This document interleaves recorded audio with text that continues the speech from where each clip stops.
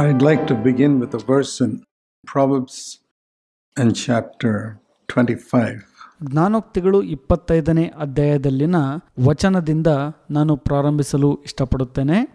And the second verse, it says, ಎರಡನೇ ವಚನ ಈ ರೀತಿಯಾಗಿ ಹೇಳುತ್ತೆ, it is the glory of God to conceal a matter.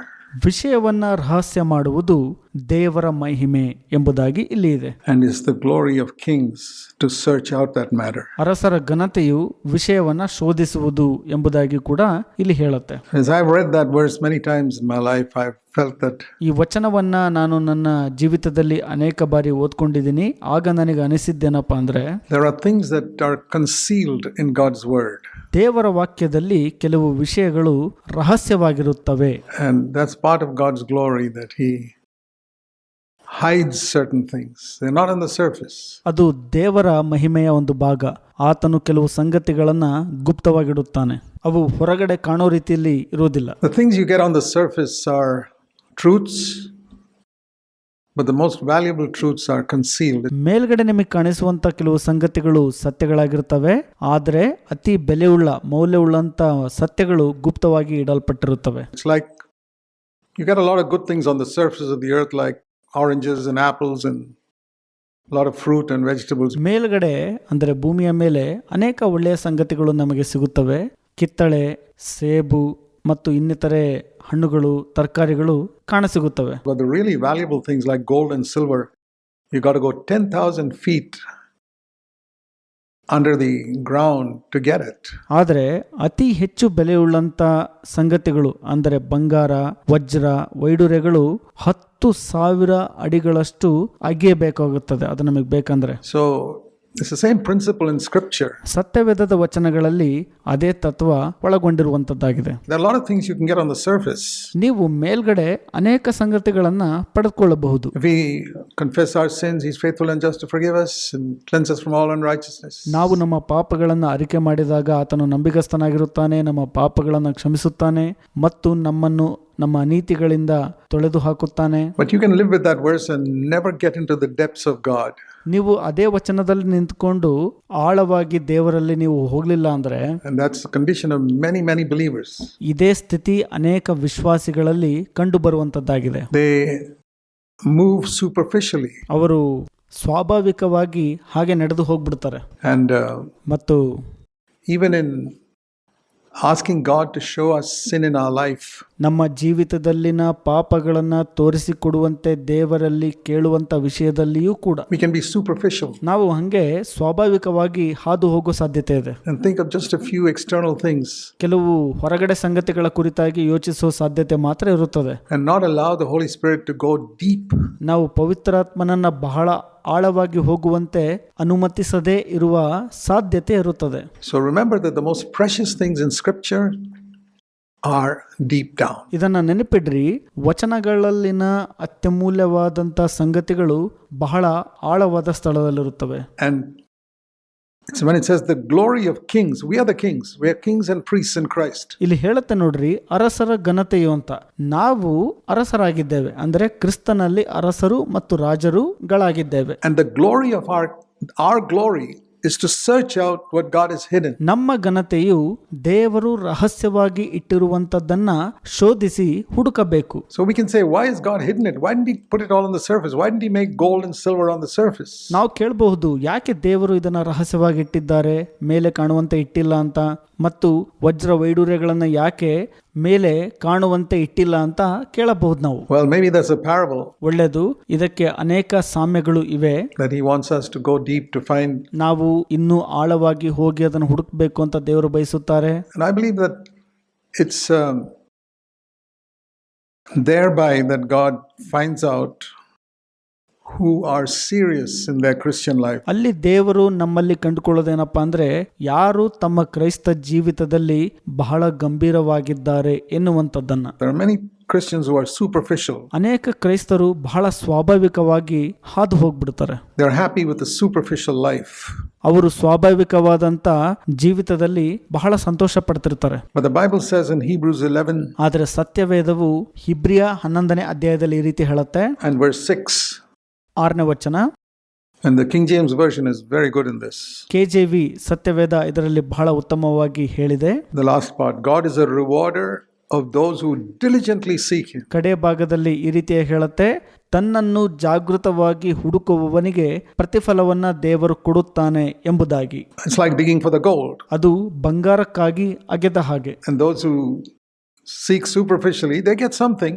ಯಾರು ಸ್ವಾಭಾವಿಕವಾಗಿ ಹುಡುಕ್ತಾರಲ್ಲ, ಏನೋ ಒಂದನ್ನ ಪಡೆದುಕೊಳ್ಳುತ್ತಾರೆ, but not everything. ಆದರೆ ಎಲ್ಲವನ್ನೂ ಅಲ್ಲ. So I want to ask you to consider how seriously you dig into the Word of God. ನಾನು ನಿಮಗೆ ಕೇಳಕ್ಕೆ ಇಷ್ಟಪಡ್ತೇನೆ, ಎಷ್ಟು ಜನ ನೀವು ಎಷ್ಟು ಗಂಭೀರವಾಗಿ ದೇವರ ವಾಕ್ಯವನ್ನ ಅಗೆದು ನೋಡಿದ್ದೀರಿ? My life has been tremendously blessed as I've gone deep into God's Word. ನಾನು ದೇವರ ವಾಕ್ಯವನ್ನ ತುಂಬಾ ಆಳವಾಗಿ ಅಗೆದು ಹೋಗಿರುವುದರಿಂದ ನನ್ನ ಜೀವಿತವು ಅದ್ಭುತವಾಗಿ ಆಶೀರ್ವದಿಸಲ್ಪಟ್ಟಿದೆ. Sometimes looking up other verses connected with it.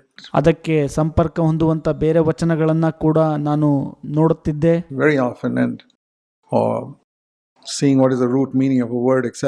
ಬಹಳಷ್ಟು ಬಾರಿ ಆ ವಾಕ್ಯದ ಮೂಲ ಅಂದ್ರೆ ಬೇರು ನೋಡ್ತಾ ಇದ್ದೆ, ಅಂದ್ರೆ ಅದರ ಅರ್ಥ ತಿಳಿದುಕೊಳ್ಳುತ್ತಿದ್ದೆ. And I thought of this verse in that connection. ಇದಕ್ಕೆ ಸಂಪರ್ಕ ಹೊಂದುವಂತೆ ಒಂದು ವಚನವನ್ನ ನಾನು ಯೋಚಿಸಿದೆ. Psalm 42. ಕೀರ್ತನೆಗಳು 42ನೇ ಅಧ್ಯಾಯ. A longing in our heart for more of God. ದೇವರ ವಾಕ್ಯಕ್ಕಾಗಿ ನಮ್ಮ ಹೃದಯದಲ್ಲಿ ಹೆಚ್ಚಿನ ಬಯಕೆಯನ್ನ ಹೊಂದಿರುವಂತದ್ದು. Psalm 42 verse 1. ಕೀರ್ತನೆಗಳು 42 1ನೇ ವಚನ. As the deer pants. ಜಿಂಕೆಯು ನೀರಿನ ತೊರೆಗಳನ್ನ ಹೇಗೆ ಬಯಸುವುದು. And that's a very strong word. ಇದು ಬಹಳ ಬಲಶಾಲಿಯಾದಂತ ವಾಕ್ಯ. Pants, longs deeply for the water brooks when its mouth is dry and thirsty. ಜಿಂಕೆಯು ಹಸಿದು ಬಾಯಾರಿದಾಗ ನೀರಿನ ತೊರೆಗಳನ್ನ ಬಯಸುವಂತದ್ದು. So my soul pants for you, O God. ಹಾಗೆಯೇ ದೇವರೇ, ನನ್ನ ಪ್ರಾಣವು ನಿನ್ನನ್ನು ಬಯಸುತ್ತದೆ. My dear brothers and sisters, can you say that about yourself before God? ನನ್ನ ಪ್ರಿಯ ಸಹೋದರ ಮತ್ತು ಸಹೋದರಿಯರೇ, ದೇವರ ಮುಂದುಗಡೆ ನೀವು ಈ ರೀತಿಯಾಗಿ ಹೇಳುವವರಾಗ್ತೀರಾ? As the deer pants, it's not just, oh, I'm a bit thirsty, I'd like to go and get some water. No, it's panting. That means heavy breathing. I want it, I can't find it. ಜಿಂಕೆಯು ಹೇಗೆ ಬಯಸುವುದು, ಅದರ ಅರ್ಥ ಏನೋ ಒಂದು ಬಾಯಾರಿಕೆ ಆಯ್ತು ಅಂದ್ರೆ ನನಗೆ ನೀರು ಬೇಕಪ್ಪ ಅಂತ ಹೇಳಿ ಹೋಗಿ ನೀರು ಕುಡಿಯೋ ತರ ಅಲ್ಲ. ಅದು ಹಾತುರಿಯ ರೀತಿಯಲ್ಲಿ, ಅದರ ಅರ್ಥ ಉಸಿರಾಟ ಮೇಲೆ ಕೆಳಗೆ ಆಗ್ತಿರುವಾಗ ನನಗೆ ಬೇಕು ನೀರು ಅನ್ನುವಂಥದ್ದು. Those who seek for God like that and who seek into His word like that, ದೇವರನ್ನ ಮತ್ತು ದೇವರ ವಾಕ್ಯವನ್ನ ಯಾರು ಆ ರೀತಿಯಾಗಿ ಹುಡುಕುತ್ತಾರೋ, get into a relationship with God that makes them triumphant in every situation. ದೇವರೊಟ್ಟಿಗಿನ ಸಂಬಂಧವನ್ನ ಸಾಧಿಸುವ ಮೂಲಕ ಪ್ರತಿಯೊಂದು ಸನ್ನಿವೇಶದಲ್ಲಿ ಜಯಶಾಲಿಗಳಾಗಿ ನಾವು ಹೊರಹೊಮ್ಮಬೇಕು ಎನ್ನುವ ಬಯಕೆ ನಮ್ಮಲ್ಲಿರಬೇಕು. And they'll find God going ahead of them and leading them.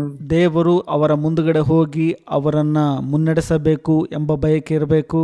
Such that they'll be free from anxiety. ಅಂತವರು ಎಲ್ಲ ಚಿಂತೆಗಳಿಂದ ದೂರ ಇರ್ತಾರೆ ಅಥವಾ ಹೊರಗಿರ್ತಾರೆ. They'll never grumble or complain about anything. ಅವರು ಯಾವುದರ ಕುರಿತಾಗಿ ಕೂಡ ಗುಣಗುಟ್ಟುವುದಿಲ್ಲ ಅಥವಾ ದೂರುವುದಿಲ್ಲ.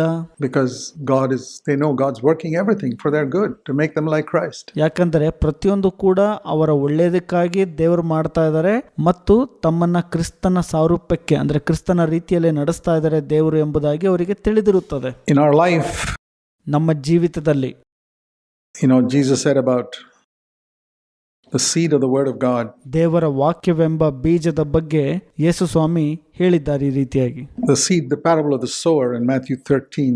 ಬೀಜ ಬಿತ್ತುವವನ ಸಾಮ್ಯದ ಕುರಿತಾಗಿ ಮತ್ತಾಯ 13ರಲ್ಲಿ ಈ ರೀತಿಯಾಗಿ ಹೇಳಲ್ಪಟ್ಟಿದೆ. He explained this parable in Matthew 13 and verse 18. You know this, the parable of the seed. ನಿಮಗೆ ಬಿತ್ತುವವನ ಸಾಮ್ಯದ ಕುರಿತಾಗಿ ಗೊತ್ತಿದೆ. ಇದರ ವಿಷಯವಾಗಿ ಮತ್ತಾಯ 13ನೇ ಅಧ್ಯಾಯ 18ನೇ ವಚನದಲ್ಲಿ ಯೇಸು ಸ್ವಾಮಿ ವಿವರಿಸಿದ್ದಾರೆ. The seed which is sown on the ground, which springs up immediately. ಭೂಮಿಯಲ್ಲಿ ಬಿತ್ತಲ್ಪಟ್ಟ ಬೀಜವು ತಕ್ಷಣಕ್ಕೆ ಅದು ಚಿಗುರೊಡೆಯುತ್ತದೆ.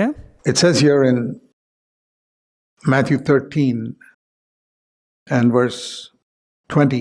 ಮತ್ತಾಯ 13ನೇ ಅಧ್ಯಾಯ 20ನೇ ವಚನದಲ್ಲಿ ಈ ರೀತಿಯಾಗಿ ಹೇಳಲ್ಪಟ್ಟಿದೆ, The seed which is sown on the rocky places ಬಂಡೆಯ ಸ್ಥಳಗಳಲ್ಲಿ ಬಿತ್ತಲ್ಪಟ್ಟ ಬೀಜ ಎಂಬುದಾಗಿ ಅಲ್ಲಿದೆ. is a picture of a man who hears the word. Think of us sitting here hearing the word. ಇಲ್ಲಿ ಯಾವ ತರ ಚಿತ್ರಣಪ್ಪ ಅಂದ್ರೆ, ಒಬ್ಬ ಮನುಷ್ಯನು ಆ ವಾಕ್ಯವನ್ನ ಕೇಳಿಸ್ಕೊಳ್ತಾನೆ, ನಾವೀಗ ಕುತ್ಕೊಂಡು ಕೇಳಿಸ್ಕೊಳ್ತಿದೀವಲ್ಲ ಹಾಗೆ, And immediately receives it with joy. Oh, that's a great verse. ಆತನು ಸಂತೋಷದಿಂದ ಸ್ವೀಕರಿಸ್ಕೊಳ್ತಾನೆ, ಓ ಎಂತಹ ಅದ್ಭುತ ವಚನ ಅಂತ. But it doesn't go deep.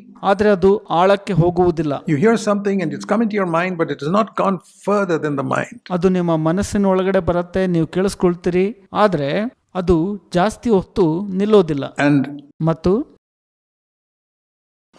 because it doesn't have firm root, what happens later on?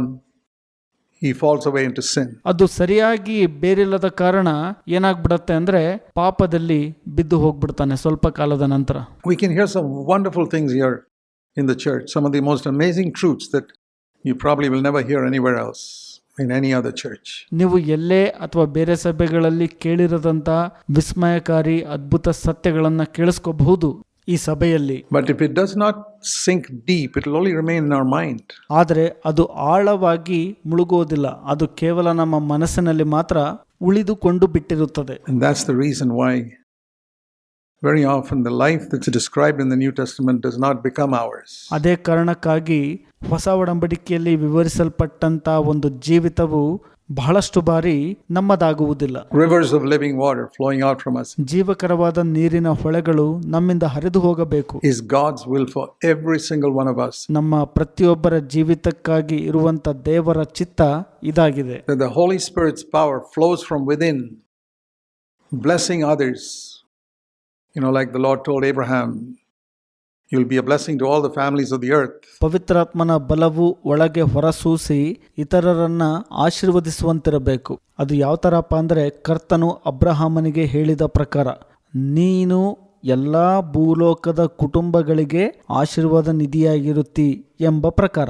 Galatians 3:14 says that's for us. Galatia 3:14 ಹೇಳುವಂತದ್ದು ನಮಗಾಗಿದೆ. Which means I take it like this, that any family or person I come across fairly intimately, ಇದನ್ನು ನಾನು ಈ ರೀತಿಯಾಗಿ ತೆಗೆದುಕೊಳ್ಳುತ್ತೇನೆ. ಯಾವುದೇ ಕುಟುಂಬ ಅಥವಾ ವ್ಯಕ್ತಿಯನ್ನ ನಾನು ವೈಯಕ್ತಿಕವಾಗಿ ಸಂಧಿಸುವಾಗ must be blessed in some way, spiritually, just through contact with me.